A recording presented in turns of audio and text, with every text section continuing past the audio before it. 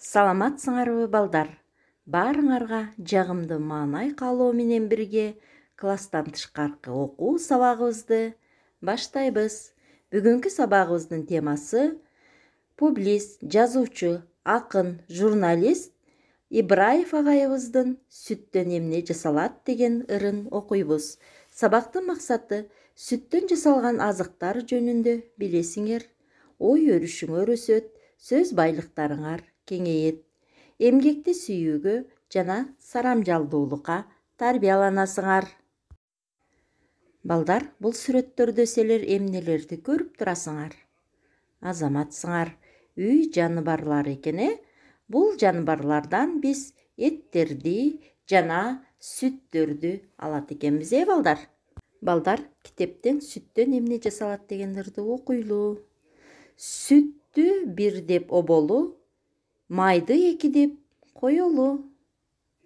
Сүзмө, каймак, кам каймак кошулса 5 болобу. Тойсоң келгин тобоңо, кыңыр ишке жолобо.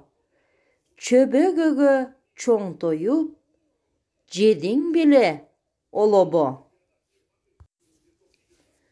Кыргыз уулу дегендей, малды сүйгүн жерибей. Жуурат ичип, ныксырап, жедиң беле эжигей. Сүттү сааган биз жакты, эстей жүргөн кыштакты. Кайдан кантип алынат, билесиңби быштакты? Май сүттөн жасалуучу азык. Тартылган каймакты чалуу аркылуу кам май, ал эми каймакты сызгыруу аркылуу сары май алынат. Каймак. Isытылган нак сүттү атайын каймак тартуучу машинадан өткөрүү аркылуу алынат. Сүзмө. Уютулган айранды атайын торбочого куюу аркылуу сууну сырыктырып даярдап алабыз. Чөбөгө. Каймакты сызгырып, майын бөлүп алгандан кийинки масса. Чөбөгөгө un чалып, сызгырып алган соң кант, набат же шекер кошуп койсо жегиликтүү болот. Эч нерсе кошулбаган чөбөгө кычкыл келет. Айрым аймактарда чөбөгөнү тыбыт деп да аташат, ал эми бизде толто деп аталат. Олобо. Кыргыздын улуттук сый тамактарынын бири. Олобону даярдоо үчүн жаңы союлган кой эчкинин өпкөсүн кекиртеги менен кошо чыгарылып, үйлөнүп, муздак сууга салынат. Өпкөнү жылуу суу менен тазалап, өпкөгө батышынча сүт куюлуп, сары май салынып, кекиртегине эт сойлотуп, 4-5 жеринен ичке жип менен байлап, сууга кайнатып бышырылат. Жуурат. Койдун нак сүтүнөн уютулуп жасалган байыркы ак азыктарынын бири. Эчкинин же топоздун сүтүнөн да уютулат. Жууратты уютуш үчүн бышырылган жылуу сүткө уютку кошуп, үстүн жаап, жылуулап коет. Элдик медицинада жуурат эң кубаттуу азык катары бааланат. Эл арасында айран алымдуу оокат, жуурат жугумдуу оокат деген да макал бар. Эжигей. Кой эчкинин сүтүнөн даярдалуучу тамак. Койдун уузу жылуу кезинде куюлуп, 2-3 күн көлөкөдө кургатылып, эжигейдин уюткусу даярдалат.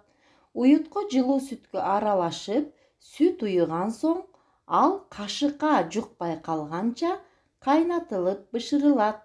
Кайнап жаткан эжигей түбүнө күйүп кетпеш үчүн казандын түбүнө чий же болбосо чыбык салынат. Сүттүн сары суусу солуп, өңү ак саргыч тартып калганда кайнатуу токтотулуп, эжигей даяр болот. Эжигейден курут да кургатылат. Кээде эт менен бирге бышырса да болот. Быштак. Ириген же иритилген сүттү кайнаганда сары суусунан бөлүнүп алынган коюу азык. Быштак майлуу, даамдуу жана аш болумдуу келет. Мына балдар, биз силер менен бирге сүттөн көптөгөн тамак аштар алынаарын жана даярдоо жолдорун билип алдык.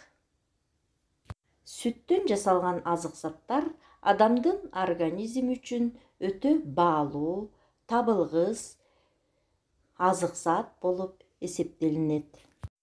Биздин ата-бабаларыбыз эзелтен эле мал жандуу келип, 4 түлүк малын багып, малдан эт, сүт, жүндөрдү алып, күндөлүк турмушунда пайдаланып, өз оокаттарын жасап келишкен.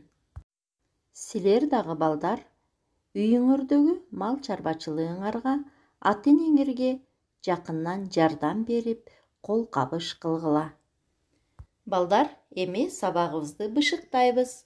Сүттөн эмнелер жасалат? Сүттөн жасалуучу тамактарды санап бергилечи.